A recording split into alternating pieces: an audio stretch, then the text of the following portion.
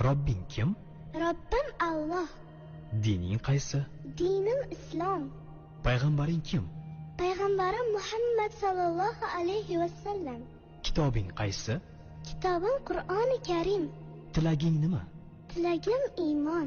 Qiblang qaysi? Qiblam Kabatulloh. Millating qaysi? Ibrohim Halilulloh millatidanman. Kimning mazhabidansan? Imom Azam Abu Hanifa mazhabi. Do'stlaring kim?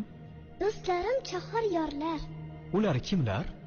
Abu Bakr Siddiq, Hazrati Umar, Hazrati Usmon, Hazrati Alidir. Qachondan beri musulmonsan? Al-Misoqdan beri. Al-Misoq nima?